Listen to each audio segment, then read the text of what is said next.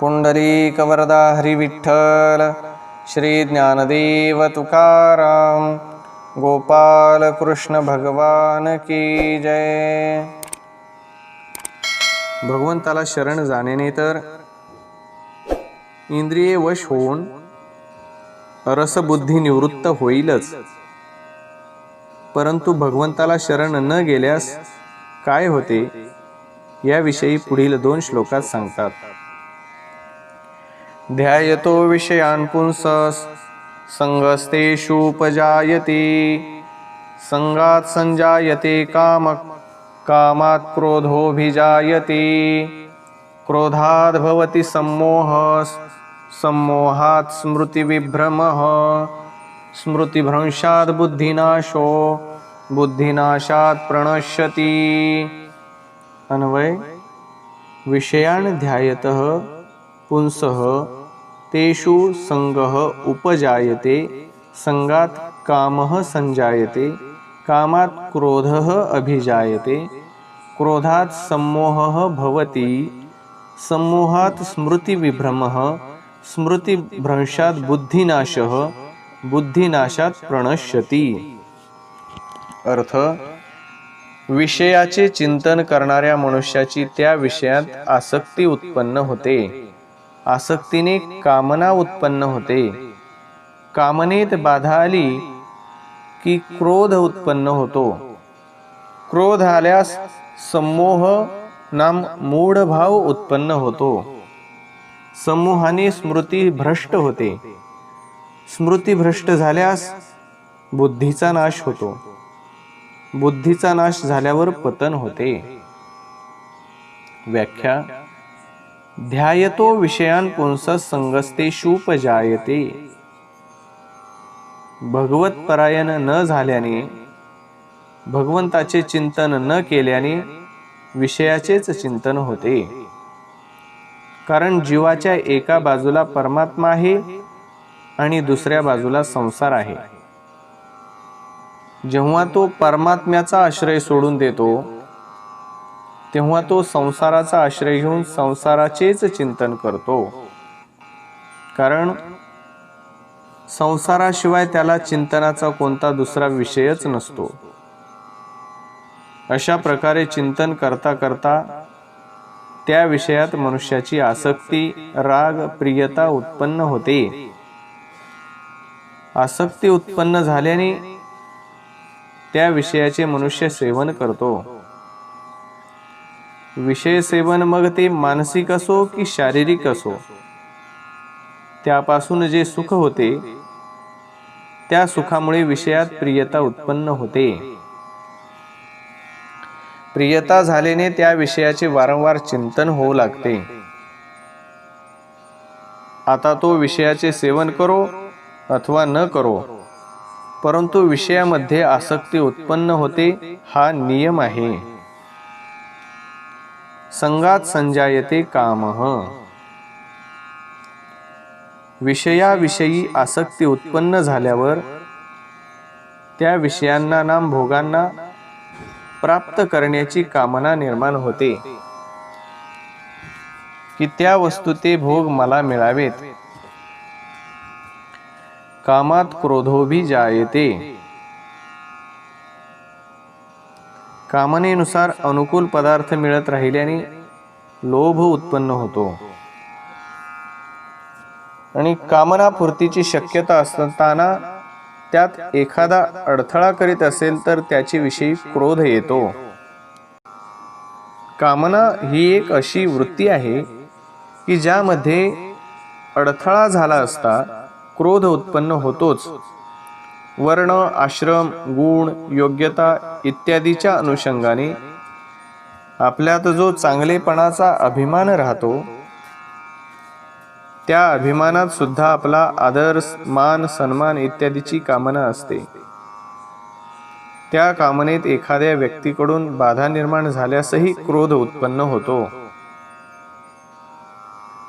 कामना रजोगुणी वृत्ती आहे, सम्मोह तमोगुणी वृत्ती आहे आणि क्रोध रजोगुण आणि तमोगुण यांच्या मध्यातील वृत्ती आहे. जर कोणत्याही विषयाविषयी आणि कोठेही क्रोध येत असेल तर त्याच्या मुळात कोठे ना कोठे आसक्ती अवश्य असते. जसे नीती न्यायाच्या विरुद्ध काम करणाऱ्याला पाहून क्रोध येतो तर नीती न्यायाविषयी आसक्ती आहे. अपमान तिरस्कार करणाऱ्यावर क्रोध येतो तर मान सन्मानाविषयी आसक्ती आहे. निंदा करणाऱ्यावर क्रोध येतो तर प्रशंसेविषयी आसक्ती आहे. दोषारोपण करणाऱ्यावर क्रोध येतो तर निर्दोषतेच्या अभिमानाविषयी आसक्ती आहे, इत्यादी इत्यादी. क्रोधात भवती सम्मोहः. क्रोधाने सम्मोह होतो, अर्थात मूढता प्राप्त होते. वास्तविक पाहिले तर काम, क्रोध, लोभ आणि ममता या चारीमुळेच सम्मोह होतो. जसे 1. कामाने जो सम्मोह होतो त्यात विवेक शक्ती झाकली जात असल्याने मनुष्य कामाच्या वशीभूत होऊन करण्यालायक नसलेले कार्यही करून टाकतो. 2. क्रोधाने जो सम्मोह होतो त्यात मनुष्य आपल्या मित्रांना आणि पूज्य व्यक्तींना सुद्धा उलटसुलट गोष्टी बोलतो आणि न करण्यायोग्य आचरण करतो. 3. लोभात जो सम्मोह होतो त्यात मनुष्याला सत्य, असत्य, धर्म, अधर्म इत्यादीचा विचार राहत नाही आणि तो कपटाने लोकांना फसवितो. 4. ममतेने जो सम्मोह होतो त्यात समभाव राहत नाही तर पक्षपात केला जातो.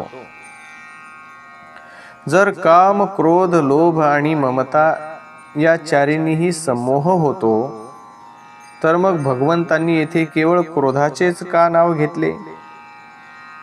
यात सखोल विचार केला तर काम, लोभ, ममता यात आपल्या सुखभोग आणि स्वार्थाची वृत्ती जागृत राहते, परंतु क्रोधात दुसऱ्याचे अनिष्ट करण्याची वृत्ती जागृत असते. म्हणून क्रोधाने जो सम्मोह होतो तो काम, लोभ आणि ममतापासून उत्पन्न होणाऱ्या सम्मोहापेक्षाही भयंकर असतो. या दृष्टीने भगवंतांनी येथे केवळ क्रोधानेच सम्मोह होणे म्हटले आहे. सम्मोहात स्मृती विभ्रमः. मूढता बांधल्याने स्मृती नष्ट होते, अर्थात शास्त्रानुसार सद्विचारानुसार जो निश्चय केला होता की आपल्याला असे काम करावयाचे आहे, असे साधन करावयाचे आहे, आपला उद्धार करावयाचा आहे, याची स्मृती नष्ट होते, त्याची आठवण राहत नाही. स्मृती भ्रंशात बुद्धिनाशः. स्मृती नष्ट झाली असता बुद्धीत प्रगट होणारा विवेक लुप्त होतो, अर्थात मनुष्यात नवीन विचार करण्याची शक्ती राहत नाही. बुद्धिनाशात प्रणश्यती. विवेक लुप्त झाल्यामुळे मनुष्य आपल्या स्थितीहून घसरतो. म्हणून या पतनापासून वाचण्यासाठी सर्व साधकांना भगवत परायण होण्याची अत्यंत आवश्यकता आहे. येथे विषयांचे केवळ ध्यान करण्याने आसक्ती, आसक्तीपासून काम, कामापासून क्रोध, क्रोधापासून सम्मोह, सम्मोहापासून स्मृतिनाश, स्मृतिनाशापासून बुद्धिनाश आणि बुद्धिनाशापासून पतन हा जो क्रम दाखविला आहे याचे विवेचन करण्याला वेळ लागेल, परंतु या सर्व वृत्ती उत्पन्न होण्याला आणि त्यापासून मनुष्याचे पतन होण्याला वेळ लागत नाही. विजेच्या प्रवाहाप्रमाणे या सर्व वृत्ती तात्काळ उत्पन्न होऊन मनुष्याचे पतन करवितात. आणि आता भगवंत पुढील श्लोकात स्थितप्रज्ञ कसा चालतो या चौथ्या प्रश्नाचे उत्तर देतात.